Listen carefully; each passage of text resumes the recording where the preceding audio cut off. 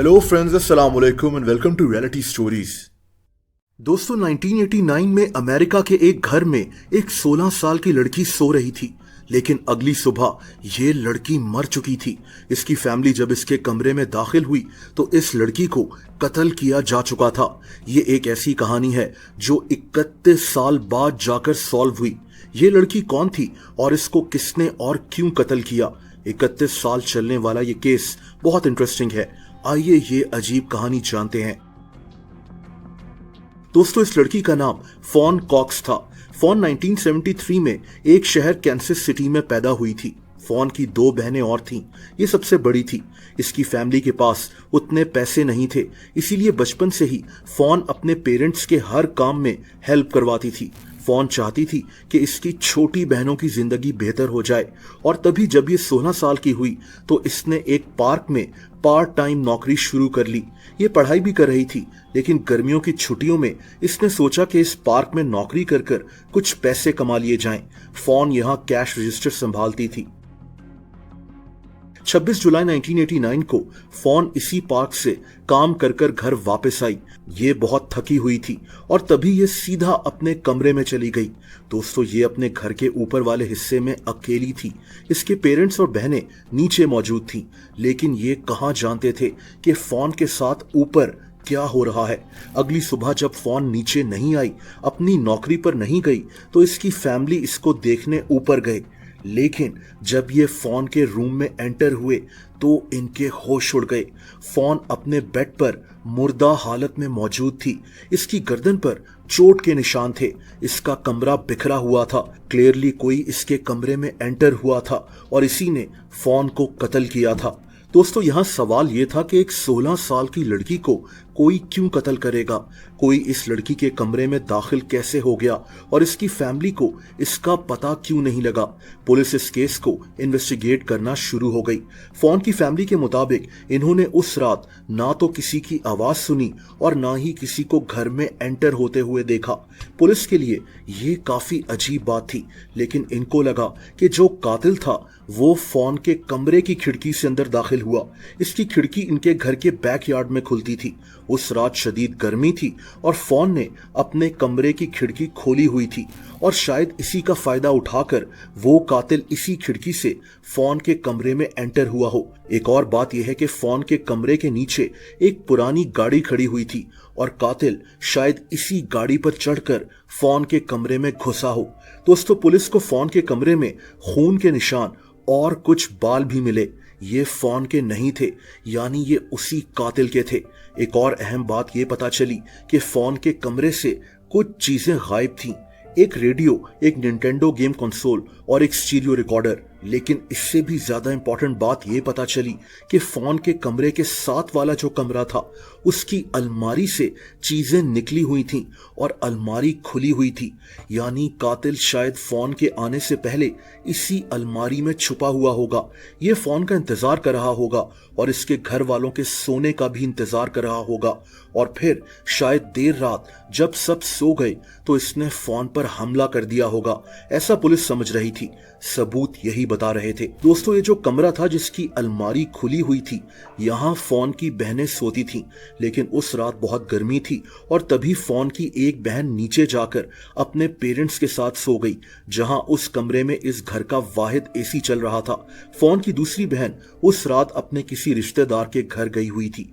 दोस्तों, पुलिस ने बहुत कोशिश की, लेकिन इनको कोई और सबूत नहीं मिला कि ये कातिल को पकड़ सकते।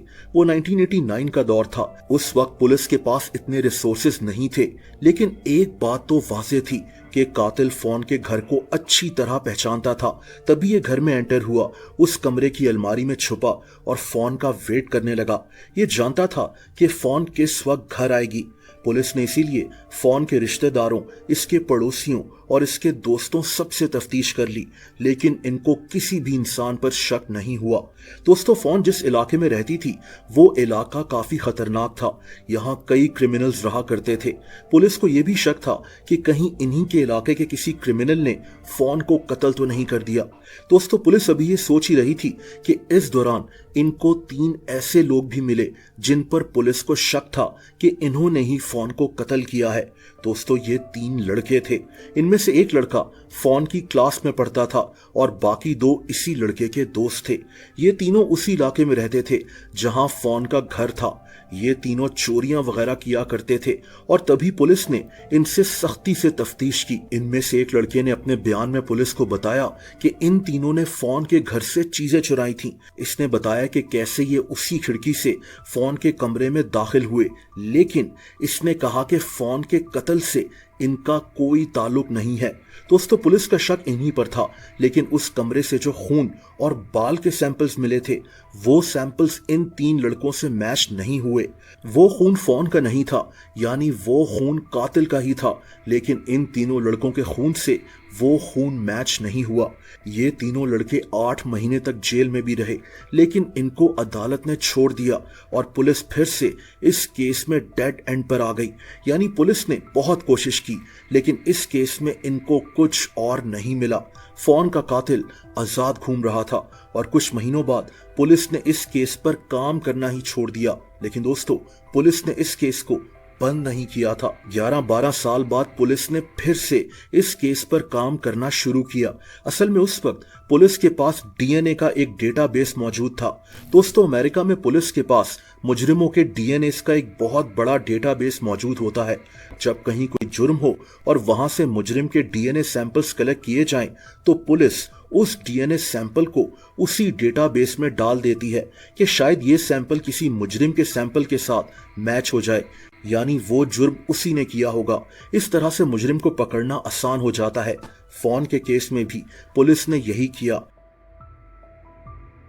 11 साल पहले फॉन के कमरे से मिलने वाले डीएनए सैंपल्स को पुलिस ने इसी डेटाबेस में डाल दिया, लेकिन पुलिस को इसका कोई मैच नहीं मिला।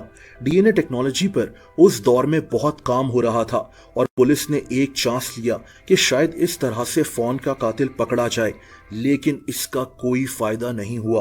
दोस्तों, 11 साल बाद पुलिस का शक अभी भी उन्हीं 3 लड़कों पर था जिन्होंने फॉन के कमरे से सामान चुराया था। पुलिस ने अब उन 3 लड़कों के डीएनए सैंपल्स के साथ भी उस सैंपल को मैच किया, लेकिन यहां भी पुलिस को नाकामी हुई। लेकिन पुलिस को अब लग रहा था कि ये 3 लड़के नहीं थे जो 11 साल पहले फॉन के कमरे में घुसे थे, बल्कि इनके साथ इनका चौथा साथी भी होगा। हो सकता है कि चोरी इन्होंने की हो और उस चौथे लड़के ने फॉन को कत्ल किया हो, लेकिन पुलिस के पास इसका भी कोई सबूत नहीं था। ये 3 लड़के अब बड़े हो गए थे, इनकी फैमिलीज बन गई थी और पुलिस इनको बगैर सबूत के अरेस्ट नहीं कर सकती थी। दोस्तों, पुलिस ने यह केस फिर से बंद कर दिया। साल पर साल गुजरते गए, यहां तक के 29 साल हो गए। फॉन का कातिल अभी भी आजाद घूम रहा था। इसको लग रहा था कि पुलिस इस तक कभी भी पहुंच नहीं सकेगी, लेकिन 2018 में 29 साल बाद ये केस फिर से खुल गया। दोस्तों, ये वो वक्त था जब फॉन की फैमिली, इसके रिश्तेदार जगह जगह बिल बोर्ड्स लगवा रहे थे कि फॉन के कातिल के मुतालिक जो भी टिप देगा उसको हम $10,000 देंगे। फॉन की फैमिली जानना चाहती थी कि इसका कातिल कौन था। ये लोग पुलिस पर भी प्रेशर डाल रहे थे कि फॉन के केस में एडवांस डीएनए टेस्टिंग की जाए, यानी फॉन के कमरे से जो डीएनए सैंपल्स मिले थे उनकी प्रॉपर टेस्टिंग की जाए। पुलिस का कहना था कि एडवांस डीएनए टेस्टिंग पर बहुत पैसे लग जाएंगे और इनके पास ऐसे और भी बहुत से केसेस अनसॉल्व पड़े हैं, लेकिन फॉन की फैमिली मीडिया पर भी अपेयर हो रही थी और पुलिस पर प्रेशर बढ़ता जा रहा था और फाइनली पुलिस ने 2020 में उन डीएनए सैंपल्स को एडवांस टेस्टिंग के लिए भेज दिया। और दोस्तों, जो रिजल्ट्स पुलिस को मिले वो फॉन की फैमिली के लिए शॉकिंग थे। पुलिस ने जब इन डीएनए सैंपल्स की एडवांस टेस्टिंग की तो पुलिस को यह भी पता चल गया कि ये सैंपल जिसके हैं वो किस फैमिली से है, उसके रिश्तेदार कौन है। ये डीएनए सैंपल फॉन की फैमिली के साथ ही मैच कर रहे थे, इसी के रिश्तेदारों के साथ, यानी कातिल फॉन के रिश्तेदारों में से कोई था। दोस्तों, कुछ ही हफ्तों में पुलिस कातिल तक पहुंच गई। एडवांस डीएनए टेस्टिंग से पता चला कि ये सैंपल्स फॉन के कजन डोनाल्ड कॉक्स के हैं। 31 साल पहले कत्ल की रात इसी के डीएनए सैंपल्स पुलिस को फोन के कमरे से मिले थे। यही आदमी फोन का कातिल था। ये उस वक्त 21 साल का था। ये आदमी कई दफा जेल भी जा चुका था, लेकिन दोस्तों ये आदमी अब मर चुका था। डोनाल्ड 2006 में ही नशा करते हुए मारा गया था। इसी आदमी ने फोन को कत्ल किया था, लेकिन क्यों और कैसे ये अब पुलिस जान नहीं सकती थी। फोन की फैमिली के लिए ये एक बहुत बड़ा शॉक था। ये आदमी अक्सर इनके घर आता था और फोन के कातिल को ढूंढने में इनकी मदद भी करता था, लेकिन असल में कातिल यही था। इसकी मौत के साथ ये राज भी दफन हो गया कि इसने फोन को कत्ल क्यों किया और एग्जैक्टली कैसे किया। लेकिन फोन कॉक्स का ये अजीब केस 31 साल बाद जाकर फाइनली सॉल्व हो चुका था। दोस्तों अगर आप मुझे इंस्टाग्राम पर फॉलो करना चाहें तो उसका लिंक नीचे डिस्क्रिप्शन में मौजूद है।